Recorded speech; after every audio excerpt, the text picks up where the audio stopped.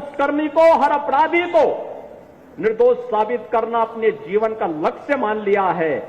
लेकिन बहनों और भाइयों, ये यूपी में नहीं होने पाएगा। वेंडर ही शिकंजे में आ गया है, अब उनके आकाओं को भी हम शिकंजे में लेंगे। तनिक तो शर्म करनी चाहिए। लेकिन बहनों और भाइयों, संस्कार कभी समाप्त नहीं होते। ये वही लोग हैं जो कहते थे दुष्कर्मियों के लिए कि लड़के हैं, गलती कर देते हैं। जो लोग बड़ी बेशर्मी के साथ एक चिकित्सक, एक डॉक्टर के साथ, एक महिला डॉक्टर के साथ हुई हैवानियत पर बेशर्मी के साथ उन जल्लादों का समर्थन करते हुए दिखाई दे रहे हैं। आपने लखनऊ की घटना भी देखी होगी।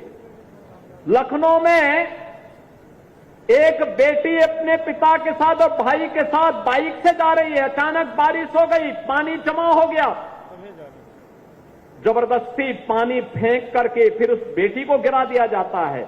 और तब मैंने कहा था, तब भी मैंने वहां कार्रवाई की थी और मैंने कहा था कि इन लोगों के लिए सद्भावना ट्रेन नहीं, बुलेट ट्रेन चलेगी, कायदे से बुलेट ट्रेन।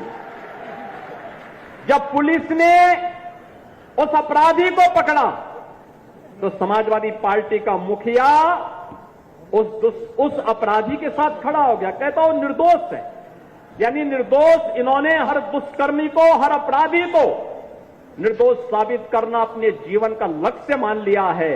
लेकिन बहनों और भाइयों, ये यूपी में नहीं होने पाएगा। उत्तर प्रदेश बदल चुका है।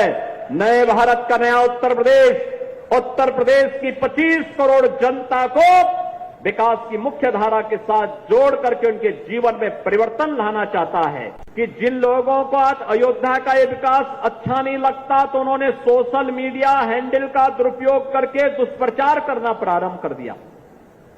एक दिन आया कि 13,000 लैंड, अयोध्या की 13,000 एकड़ लैंड 3 लोगों को आवंटित कर दी गई। मुझे बताओ, क्या अयोध्या प्रॉपर में 13,000 एकड़ लैंड है क्या? पहले तो उनकी बुद्धि और विवेक पर ही मुझे संदेह होता है जो लोग इस प्रकार की न्यूज देते हैं।